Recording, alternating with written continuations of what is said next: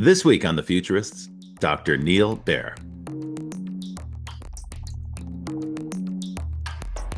Hey there, welcome back to The Futurists. I'm Rob Tercek, and here's my co-host, Brett Hey, King. hey. Hey, Brett. Yeah, good to be back with you. Good to see you Couple again, of my weeks in friend. a row now. It's a good habit, right? Fun to finally get ourselves coordinated time-wise to be able to do this. Well, this is going to be an exciting show for us this week because Dr. Neal Baer is somebody I've admired his entire career. As you know, I've got a background in the Sound media like a industry. fanboy, bro. I am a total fanboy. It's astonishing to me. Neil, welcome to the show. Welcome to the future. Thanks. It's a great pleasure to have you here. Just by way of introduction, I want to talk a little bit about some of the milestones in your career. Now, for folks who are listening, if you're not familiar with Neil Baer, his his bio is long enough to fill the entire episode. So I'm going to skim Oh over yeah. some of the major highlights, but it goes deep and rich and wide.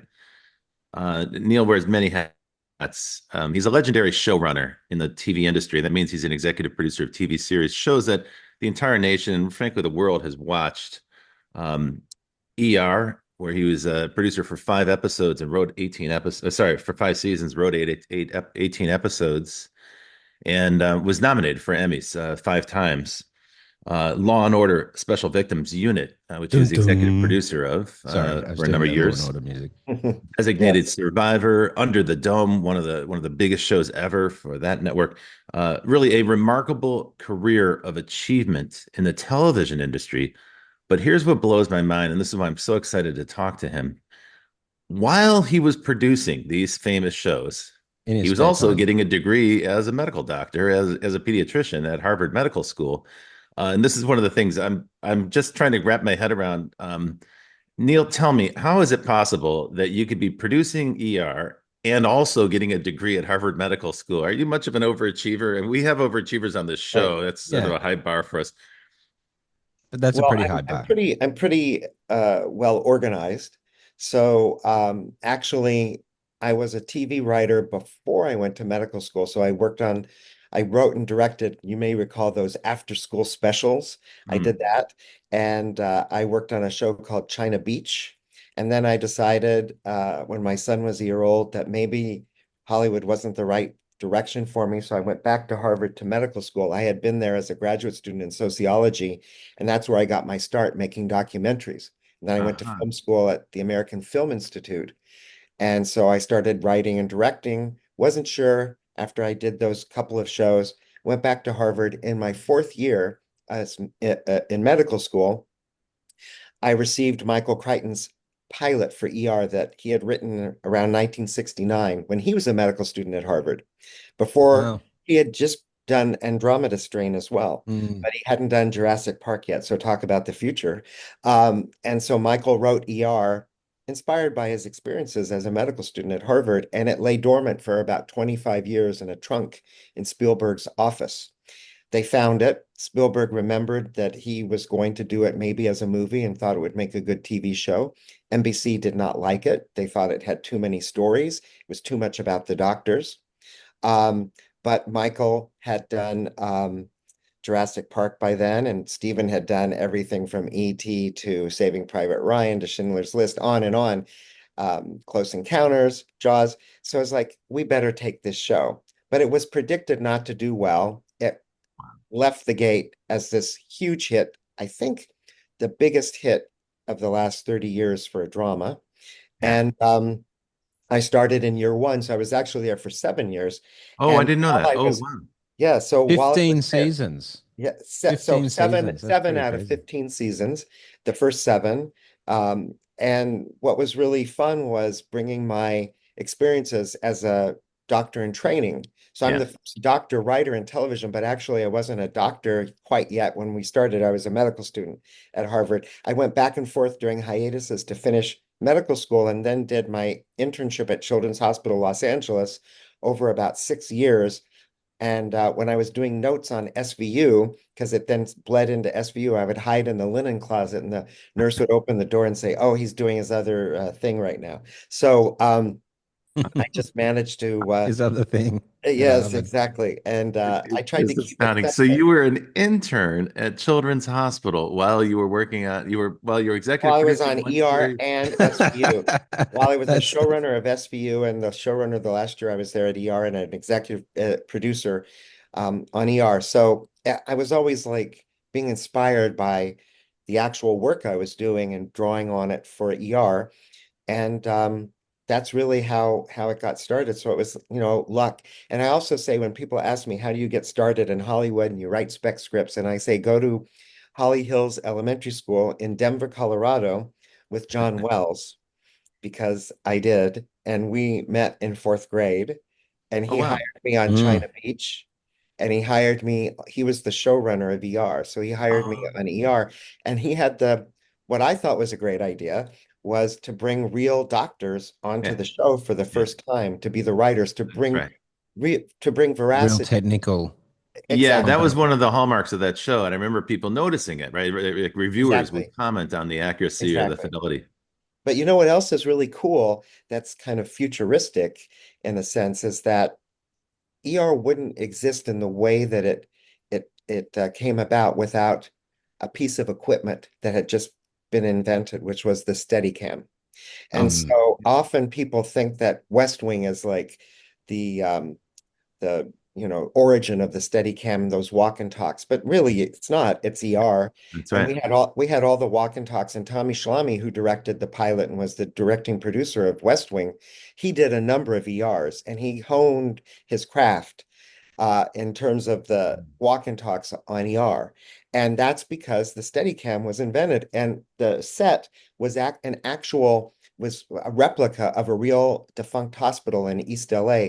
All we did was expand and widen the hallway so that they would accommodate cameras more. And we changed the floor from expensive hard tile to more of a linoleum so it wouldn't crack. But otherwise, it's pretty similar for the first couple years, then we would expand it and add to it. And it had great sight lines, but that Steadicam is what gave ER the pace, what we call the pace, and then we added the pace and pathos. So without that new invention, Yeah. we would have had to lay dolly tracks and do all kinds of Yeah. stuff that would Mm. Well, make it it also impossible. it gave it a more filmic look because it's like a Absolutely. single camera, which people are used to seeing in a motion picture, but That's not right.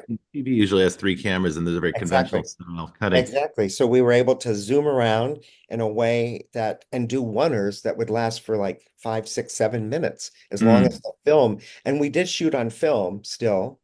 Um, but So that it helps with the filmic part of but it. we were, speaking of, technology, we did use the new system. So when I was on China Beach, when I did my China Beach episode, we still shot on film and edited on film and we had an orchestra, and the composer was an amazing composer whose father was Arthur Rubinstein. Mm. So the composer would conduct an orchestra, and that's not done anymore. It was No. done for West Wing, but Wow. it wasn't done. Mm. And so we have, the more, computerized Yeah, music non now in the non-linear background. editing of film of music. The those are back to the old days. So you've lived through tremendous transitions in two fields. One, Huge. the motion picture and television And industry. You've seen the rise of cable television, now the decline, and now the emergence of streaming. And now you're focused on social media, TikTok, YouTube, and so forth is one Right. aspect of what you're working on.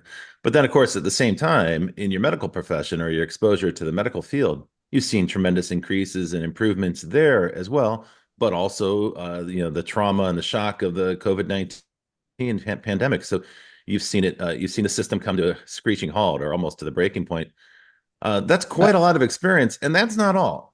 For the folks who are listening, in his copious amounts of spare time, Neal also finds time to do a great deal of volunteer work, particularly for the Venice Clinic, which I think is the biggest free clinic in the world, if I'm not, or at least in the United States. Right. I did when I was in LA, so I'm not now because I'm not in LA. I live in Paris and Boston, but Mhm. mm. I actually did one of my rotations there over 2 years because we had to do ambulatory medicine. And so at Harvard for 2 months. So I convinced Harvard that if I went every Saturday for 2 years, would you accept it? And they said, sure. So Oh, cool.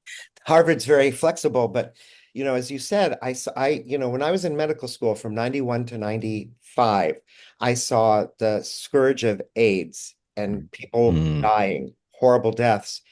And by the time I was uh, at Children's Hospital in the residency program, we could treat HIV and people weren't dying. And so that technology was profound.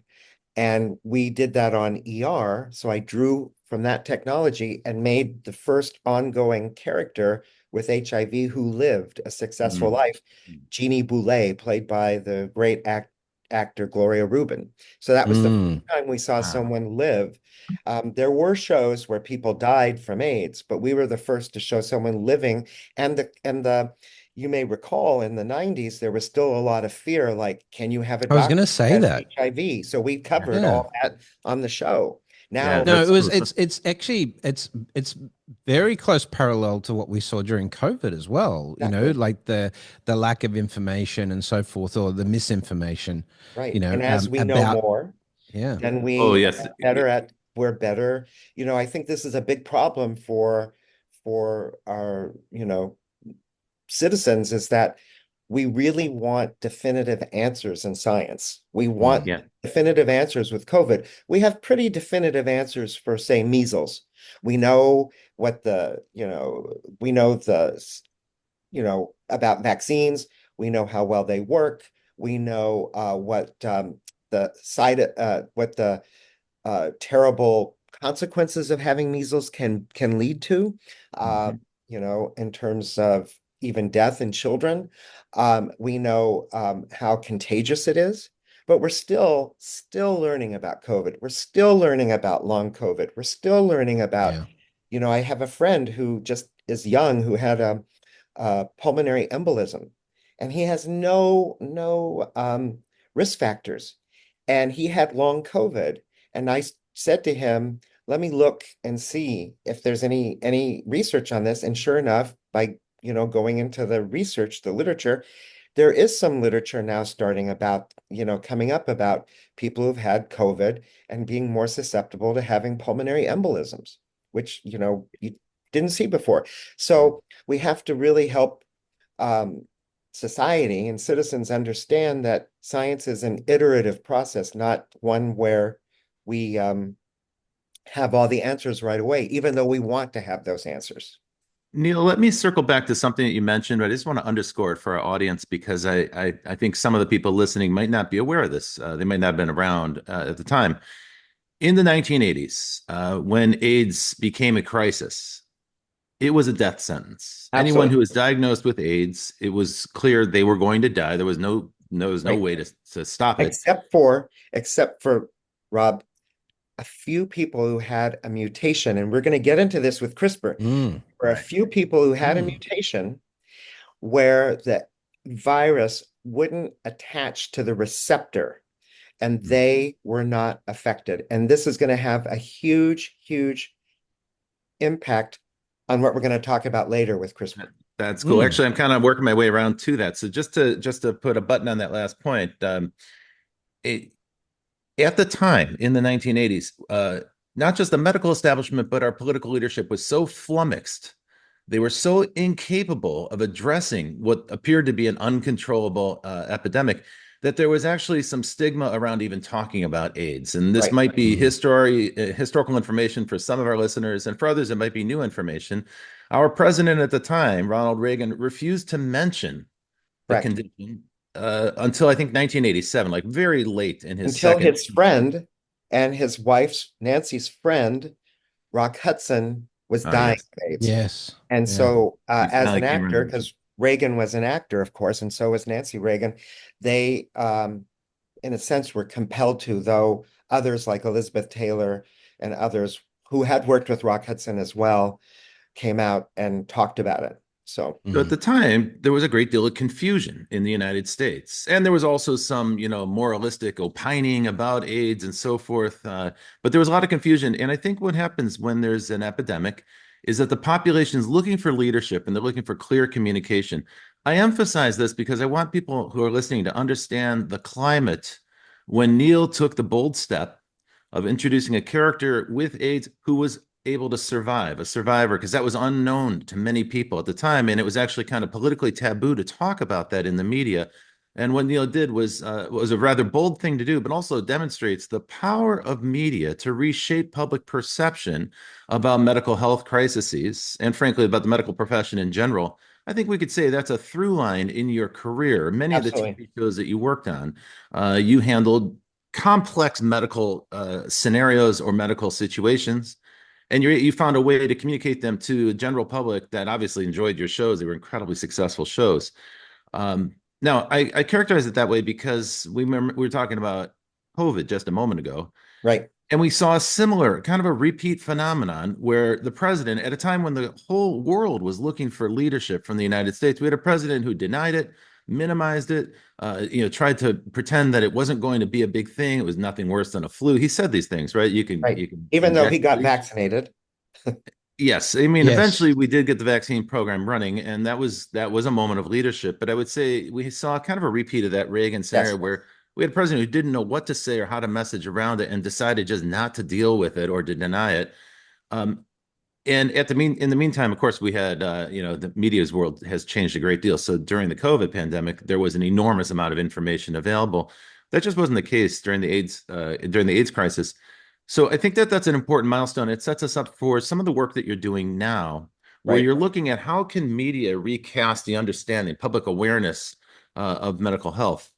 And Mm. so, I know we're running close to the break now. I'm not quite sure what we should do because we're building up to this. Can we get into this topic a little bit more in the second half of the show? Because I think it's a Sure. rich vein to mine. Absolutely. Okay, Yeah, I cool. definitely want to talk about that crossover and the storytelling aspect and so forth as well. But I have And one the other question. implications, you know. I have one other Like, question for you about this is it might seem a little bit off the wall, but as a writer, you've worked with people like Michael Crichton and Steven Spielberg, famous for their work in amazing. science Yeah. fiction. Are you a fan of science fiction? Is that something that you've enjoyed reading about? Yeah. I mean, I did Under the Dome, for Great. Yeah. years. Yeah. And I had the great fortune of working with Stephen King. He was Right. the he was Oh, the right. producer with me.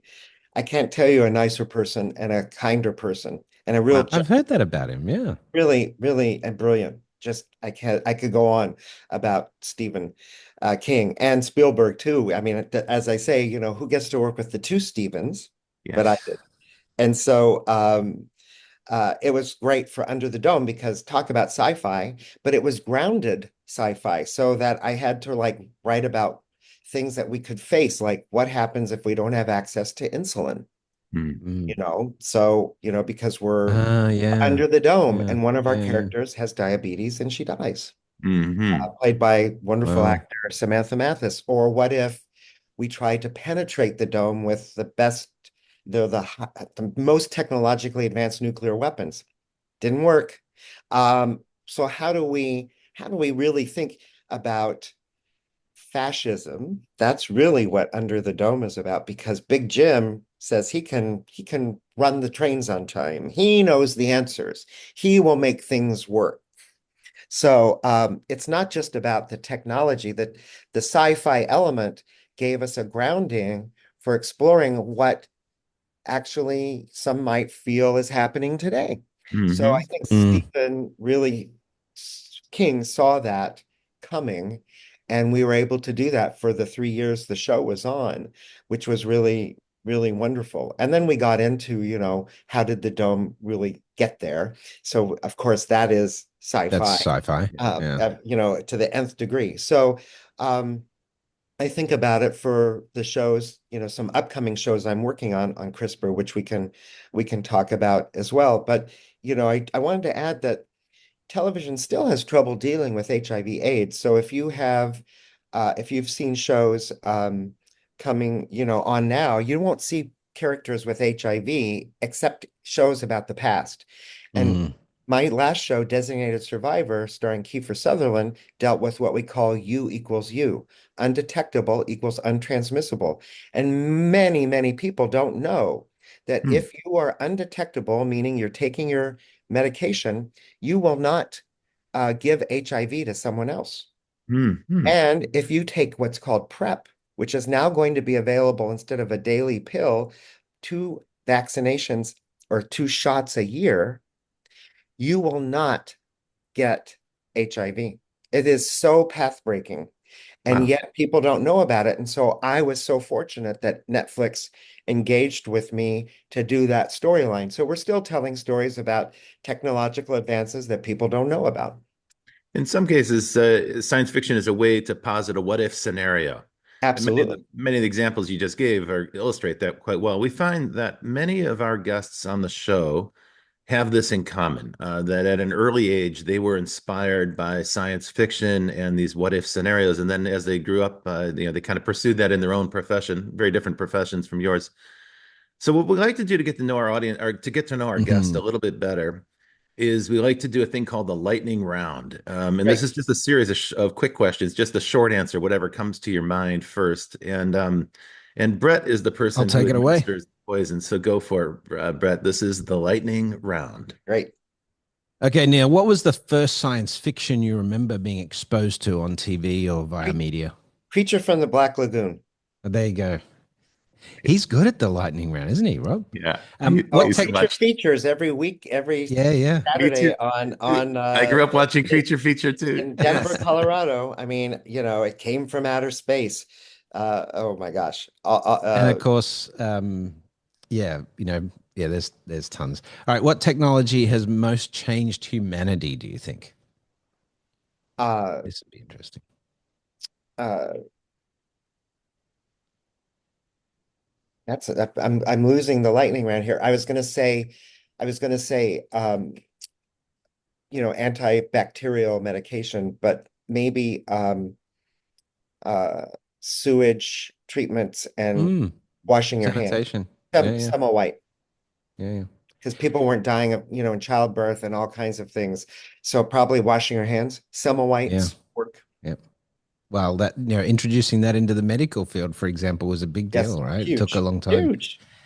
Now, you've worked with some amazing people, right? Yes. You've mentioned some of them already, but can you name someone in particular, a futurist or an entrepreneur or a writer or someone that has really influenced you in your career, and why? Well, a futurist writer would, of course, be Michael Crichton because just not only Andromeda Strain, but Jurassic Park, you Mm. know, this is CRISPR. Yeah, And yeah, George Church at Harvard is CRISPRing, planning to make woolly mammoths, yes, That's do right. some woolly mammoth work on elephants so that they can live in Siberia. So what Michael foresaw in particularly Jurassic Park and CRISPR and gene editing and changing DNA is profound. And that's had a profound influence because, as we'll talk about, that's my book. So, awesome. Well, we're going to get into that immediately after the break. Last question for the lightning round: what science fiction story is most representative of the future you would hope for? Hmm. mm. Well, I would say something like 1984, because it gives us a warning. It Mm, Mhm. tells us of we what is have to be possible. prepared. We Yeah. have to think, and we'll talk about that with CRISPR. So Mhm. Uh-huh. even though it's really upsetting and really scary, um, it lays out how we can be prepared, how we Yeah. need Mm, to talk to each other. Or conversely, it's an very instruction cool. manual for those who Eh, want to build that future. Well, that's the other side of it, and that's what we'll talk about when we talk Yeah. about dual use technology and Okay. CRISPR. All right. Well, let's get into that after the break. You're listening to the Futurists. I'm your host Brett King with Rob Tercek. We have as our guest this today Dr. Neal Baer, and we'll be right back after these kind words from our sponsors. And we are back with the Futurists. It's myself and Brett King and Rob Tercek. And this week we have an amazing guest, a Harvard trained medical and media specialist. He's the co director of uh, the Masters in Science in Media, Medicine, and Health for Harvard Medical School, where he trained originally as a pediatrician. But of course, Dr. Neal also worked on TV, as we said in the first half, and movies. But he's just been an editor of a new book that's out, The Promise and Peril of CRISPR. We've talked about CRISPR on the show many times, But this brings together a group of really incredible, notable contributors. Uh, Alto Charo, a prominent bioethics and legal scholar, Marcy Daranovsky, Rosemary Garland Thomas, some really interesting people. Even Crystal Sosi, a Navajo geneticist. So that's pretty unique, I would imagine, in terms of skill sets. Neal, first of all, before we get into CRISPR and the technology, tell us about how this project for the book came about and what the objective was. It really comes about from a story, as all great, I think, technologies come from, which is I took care of kids when I was training in the residency program at Children's Hospital LA who have sickle cell disease, a Mm, horrible, horrible disease, shortened lifespan, strokes when they're children, just unrelenting pain, and very little we can do about it. And when I started to learn about CRISPR and gene editing, I learned that it may be possible to edit out the gene that was causing sickle cell disease and paste in literally the gene that would stop it. Well, lo and behold, CRISPR technology was growing. It literally came out of some scientists who worked in yogurt and noticed that bacteria was chopping up viruses, and some yogurt was going bad, some yogurt wasn't. And the mm, reason is that the bacteria were able to chop up some viruses and do things. So this led to chopping up, DNA with enzymes and editing, and now we are able to, and this is in the news, so this is a very mm. newsworthy episode. The first kid, young man with sickle cell disease has just left the hospital cured. It's an arduous treatment, but he's cured. And Wow. so, Yeah, there are in fact already two sickle cell gene yes, therapies in the market right that's right. now. So That's this right. is And they're very expensive, but there are yeah. 100,000 Black Americans in the United States with sickle cell disease, and there are probably over 8 million in the world. Hmm. So we're going to have these treatments that are going to be expensive, at least at first, and who's going to get them? So that's going to be the ethical dilemma of Mhm. CRISPR. That's the promise in my book is treating sickle cell disease, beta thalassemia, some very rare protein folding diseases of the liver, some eye in, diseases that are genetic. There's 7,000 genetic diseases that we know of. There are probably many, many, many, many Mm. more. So we're starting to learn how to do this by editing out. So for sickle cell disease, we turn on fetal hemoglobin, just to get just nerdy for one moment. When a fetus is in utero, it breathes its mother's oxygen through fetal hemoglobin that really attaches to oxygen. When we're born, that gene turns off and we have our normal hemoglobin. We are able to turn on fetal hemoglobin again using CRISPR in people who have sickle cell disease. It's amazing. So I was really interested in this technology because I saw people suffering. So that's the promise. We call it dual use technology. There's the really good. I can't imagine anybody who wouldn't want to treat kids who are in so much pain with a technology that will cure them. There are possible side effects. They're working on all those. We won't get into that, but But but but, but we need to this administer kid, the gene therapy to know yes, the side effects, and yes, and so they've and done, then and yeah. they're doing really good work in that area. The peril is um, also in my book. So two uh, people from Johns Hopkins, and they're the publisher of the book, um, Granville and West, talk about bioweapons. Yes, we can make bioweapons without CRISPR. That's often an argument like, well, We've talked about that on this we show can already numerous do it. times, We can already actually. do it. Yeah. But CRISPR might make it easier. Can you imagine to make H5N1 more transmissible? We talked about AIDS, we talked about COVID. There are people in Missouri who have contracted H5N1, prop maybe from each other. We got to be really on top of this now. So, so there's the possibility a rogue scientist could do some pretty nasty work. The other thing is when we talk about enhancement, um, you know, down the line, will we be able to enhance human beings? Will we be able to make them, you know, Augmented. reportedly Russia and China are doing research on making soldiers less fearful, um, not feeling pain. There are children born who have a mutation who don't feel pain. Yeah. Well, what if we do that with soldiers? What if we can look at some Give genes them that gene can therapy. make Yeah. them Oh, not have to it's sleep just a as flesh much? wound. Yes, Sorry. exactly. So that's the peril. And then, it's there's no gene that makes you smart or taller, but there's a number of genes, and so, as we can't predict. We couldn't Mhm. predict what fossil fuels would do.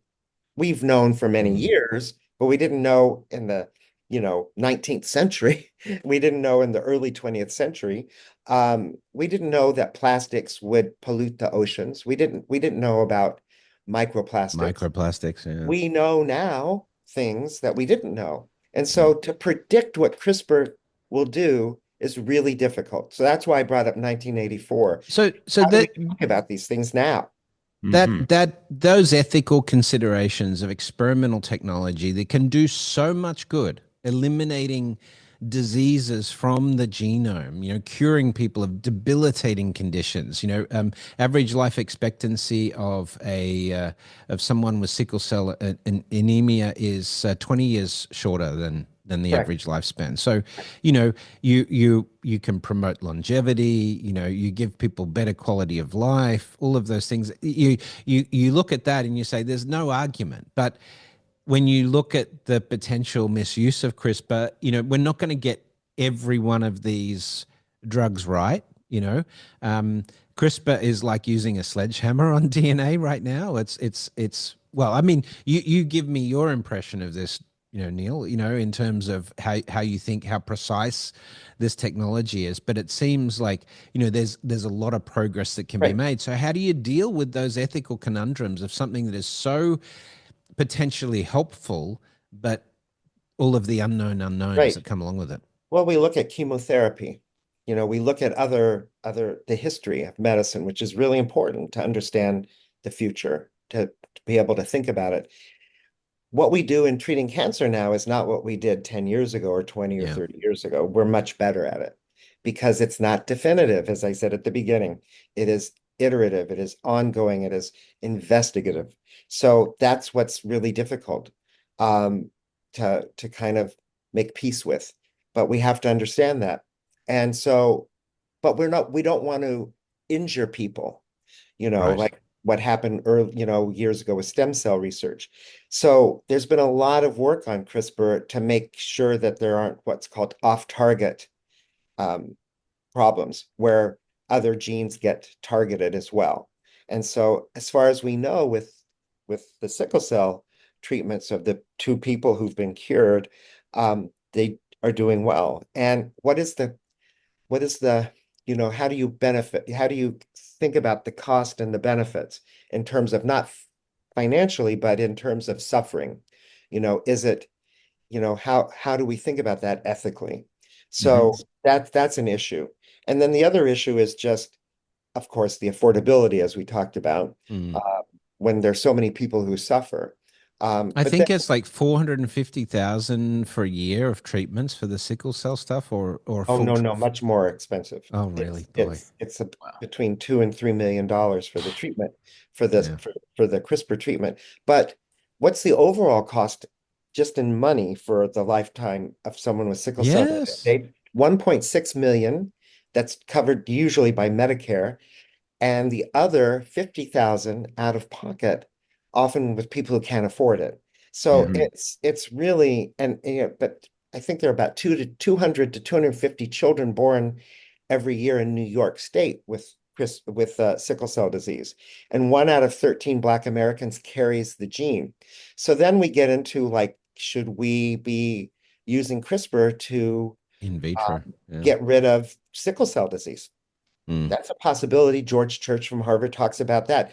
There are two different types of CRISPR to think about. There's what's called somatic, where we treat the DNA, but you can't pass on the treatment to your offspring. So that would be like Germline. Yeah. turning on the fetal hemoglobin gene. Then there's what Dr. He did in China, and that's why I talked about AIDS, because he made an embryo. We call that germline editing. Very different from somatic because it can be Mm. inherited. It's in the germline, it's in the reproductive cells. So he took an embryo and he made the receptor for HIV mutated so that the baby born would be resistant to HIV. And why he did that, you can read in the book. But then the embryo split into twins. And he was put in prison for this, and it raised an uproar around the world because now he was changing human evolution. And by Mm-hmm. that I mean Mm-hmm. he went in and changed this embryo so that that embryo would pass on if it had once that embryo turned into a person, that person could have a baby and it would have that gene change in it. Mm-hmm. It would pass So along to subsequent And generations. how can exactly. we resist technology like that that's going to It's, advance Well, the that you know, is it the the raises the ugly genome of the specter of species, that right? is eugenics. the question. That is really the fundamental question. And what's really interesting is in the book we talk about this. In 2015, all of the academies of sciences and medicine around the world in the United States were saying that we should have a moratorium on germline editing, and there was no reason to ever do it. Only somatic, like treating sickle cell disease, where you couldn't pass on what we have done. And then when Dr. Hood did this, they started to change their tune a bit and said, well, maybe there are times when we could edit an embryo. And so they have very smartly picked a scenario, and I'll tell you what the scenario is. Mm. It is that what if, and this could only be treated by CRISPR. Mm.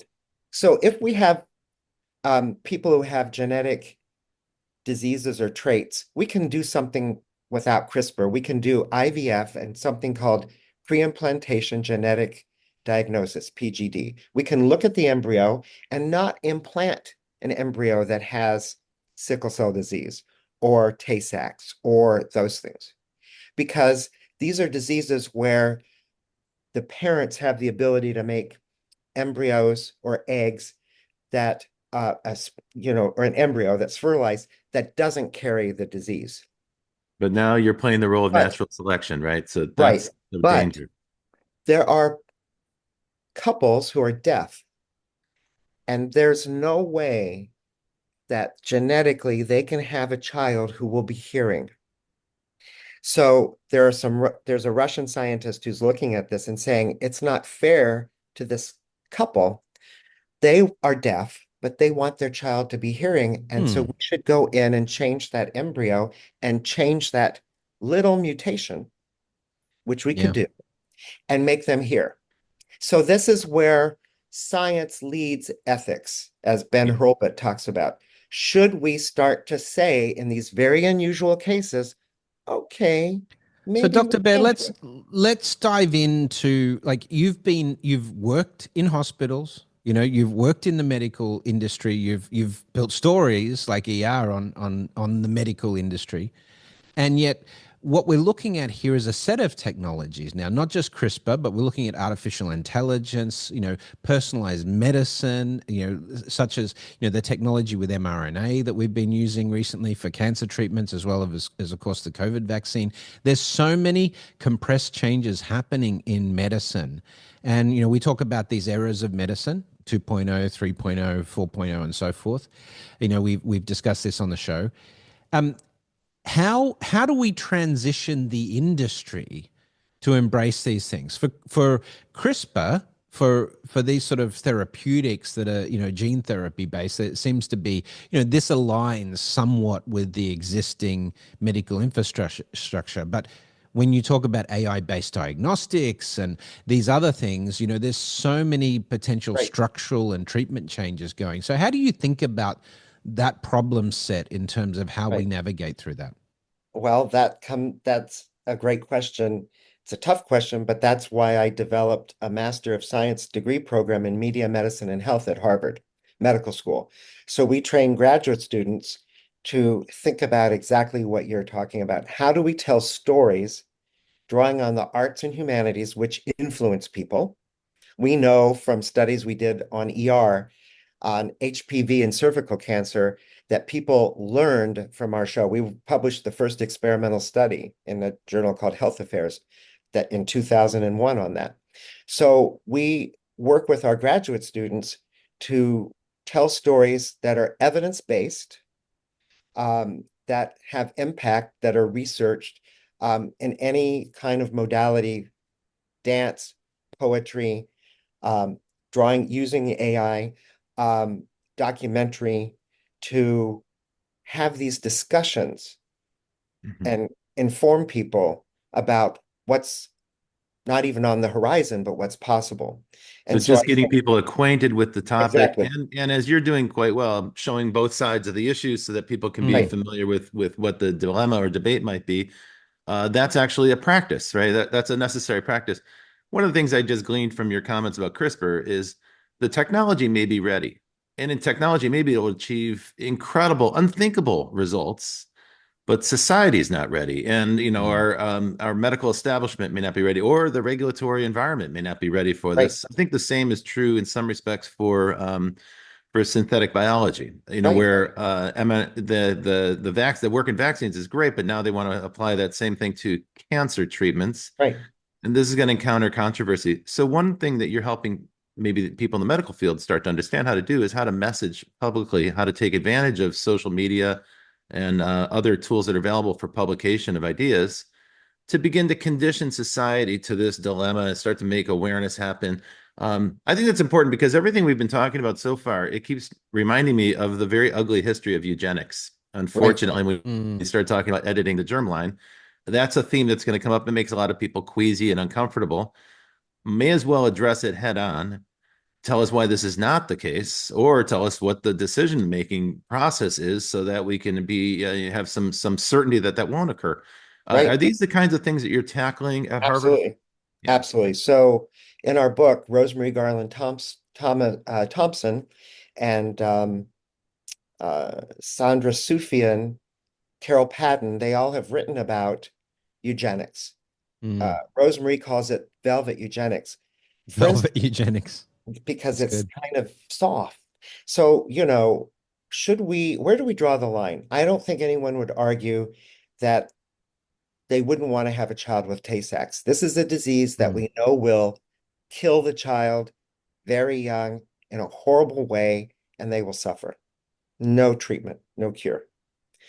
What do we do about Down syndrome? What do we do about Mm. albinism? We have an essay by a physician, a cardiologist from the University of UC San Francisco, Ethan Weiss, whose child was born with albinism. He says that he and his wife, if had they known, maybe if they had done PGD and in vitro, which is expensive and not many people can afford it, they might not have gone through with the pregnancy. But Mm. now having this child, they wouldn't think anything other than how blessed they are. So this raises really tough questions about, what does society think is the normal or correct or right kind of person? Hmm. We could get rid of, through technology, people who have Down syndrome. Yeah. It happens often when people elect to have abortions who are carrying down fetuses. But we could do things, to quote, improve. I'm not saying we should do that at all. I'm saying we need to Hmm. think about this, and that's what our book really grapples with. You know, it's a slippery slope. Like, Yeah. no, It opens a how do path we think toward about designer babies because Yeah. exactly? How do we why do we stop there? and I want a child with blonde hair, or I yeah, want and to, what's ideal? Altacharo argues So that let's, but Neil, that we shouldn't worry about it. let's we like to get sci-fi at this part of the show. So let's think out to, I want to combine these skills you've got, Right. give us a story of what life might be like in the 2040s or 2050s and how we will have got through this and how it will change humanity. Okay. Um, what if we took the technology we know with CRISPR, and we know that human beings don't have certain enzymes or abilities to digest grass, tree bark, certain flowers, whatever, um, things that exist, but we just can't eat. Um, and what if we don't have cattle in the way we used to because we can make the meat Mm. cell wise. Genetically So we're identical. not Yeah. genetically. So we're not like having cattle chew up all the grass all over the world. So and make methane. Not that the cattle industry won't be happy about that, but that's certainly doable in the future. So what if we use CRISPR and we try to figure out how to make people able to survive eating grass or things that they Mm. can't digest because we give them an enzyme to Plastic. to do that. Yeah. Plastic, tree bark, need less water. We'll use CRISPR. We already do genetic manipulation of plants and animals. Of Yeah. course. So, there are things to think about. People like to think about like we can make trees glow at night. That's Mhm. possible. And fluoresce, so we won't need, electricity for lighting. I mean, Lights. Yeah. it's kind of boundless and beautiful and amazing, but it's also really frightening and alarming. But I do think that there's possibilities for changing human beings to make them, instead of changing the environment, and I'm not saying we shouldn't change the environment in terms of making it climate friendly, but maybe we might have to change people to make Yeah. them To make it able to live. survivable. Yeah. Exactly. So Yeah. that's where, if you really want to dig into the Augmented sci-fi, humans. Yeah. exactly, that's what I work on in my TV work, thinking about that. Very cool. Yeah, we've done enough damage to the environment that we may have to modify ourselves just to survive the Exactly. world we create. And we don't hear about that so much, right? But Yeah. But let's think about that's not to say we shouldn't try to save the environment and keep animals from going extinct. Of course, is any animal going to go extinct if we can keep their DNA, I mean, and then let's go to the other thing I think about, which is really cool and really scary, which is, do you know what IVG is? In vitro No. gametogenesis. So let's do a Ah. show on that. All right, so some Japanese scientists working with mice took stem cells, Pluripotent pluripotent, stem cell. pluripotent stem cells, and could kind of encourage them to become egg or sperm cells. Hmm. Goodbye to Wow. the three of us. Won't need men. Yeah. Well, And that's so the end of us men. We're pretty much yeah, useless. There's a TV show yeah. there. Yeah. That I'm working on it. So it's conceivable that men could do. There was a really good piece in the New Yorker written about this a few years ago. There was a gay couple who's sponsoring this research because these two men want to have a child that could be biologically theirs, and so it's not doable, but it's definitely conceivable. It's Now conceivable. Yeah. We could use CRISPR to give, to make a child have some of, we couldn't do a a full child, but we could take some of, if there are two dads who have their sperm and the mom's egg, and we CRISPR the dad with the other dad, we could do all kinds of things. Hmm. So I'm just putting it out there. It's not so far-fetched as you might think. And it makes you wonder, like, what is humanity? What do we mean by humanity? What does it mean to be a human being today and in the future? I don't know. I can't I can't Well, imagine. I think the one thing that probably you've illustrated quite well on this show is the fact that we are going to need to think about problems and the solutions to those problems with a higher order of consciousness and sense of community. because the definitely. ability to reframe what it means to be human and the impact that that will have on society is daunting. And Yes, unless we have a plan, we can't just. It's not like we can just let's try this gene editing out and see what happens. You know, we really need a sort of a plan. But the problem with that is it comes back to sort of what ethical frameworks do we need for the species as a whole moving forward? And right. you know, we can't agree on anything ethically right now as communities. You know, you look at Yeah, the division in there's the a US on the significant chunk yeah of society that is against the future. Like they like yeah the present yeah and they like the past and they understand Yeah, it well and they would love to stay there. But progress continues. Progress is unstoppable. A few years back at right. Singularity it's University, someone inevitable. took me aside. We were talking about genetic research, and they said, "Look, there are all sorts of moralistic reasons why the United States is going to be slow." And they said it's not going to stop us because we look at the world like a spotted cow. A spot would be a place that's heavily regulated. We'll just go to a place where there's no spots. There are That's plenty of right. jurisdictions where they welcome it, That's and we right. saw that with some other therapies. Stem cell, for instance, Right. there was a period of time where you could get stem cell treatments in Argentina and Right. Thailand. You had medical tourism where people are going there. Yeah. So my You view can is do that it now. You can do it now with mitochondrial uh, work in not in the United States, but in like Mexico and the UK, where you can take a mother's mitochondria and put it into an egg if the mother who made the egg has mutated mitochondria.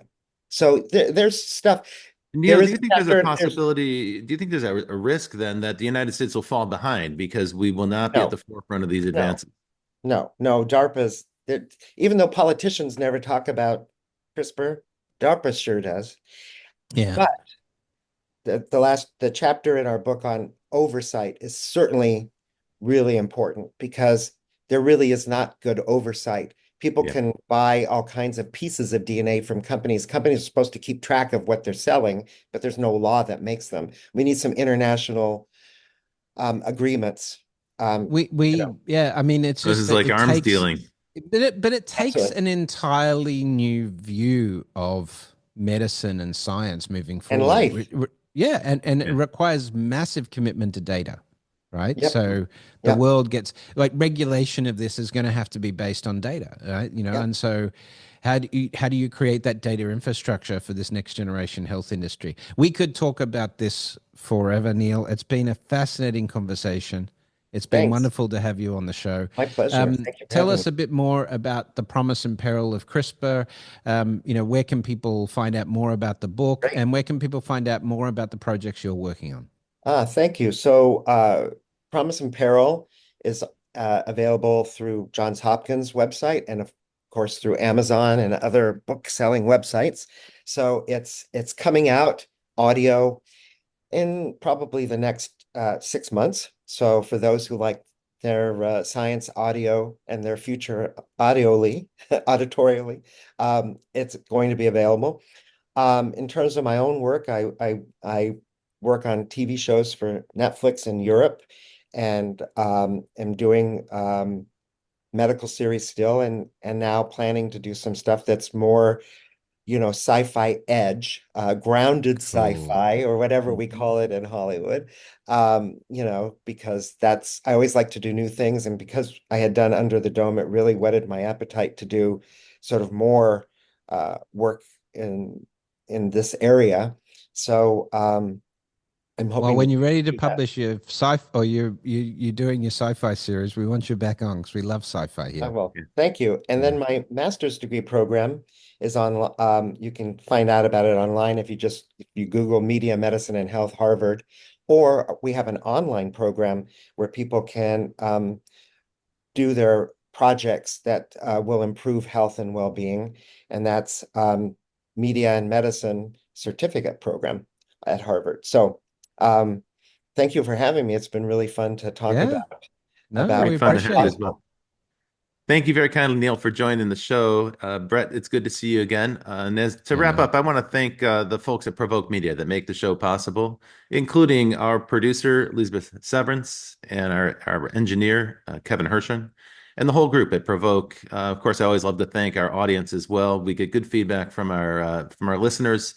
People post questions and suggestions and ideas. Sometimes they challenge us on social media. We welcome that. That's good. We want to make this more of a conversation. So we welcome that.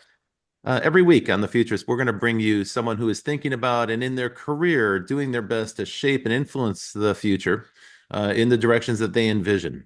Neal's a good example of that. And we'll be back again next week with another Futurist.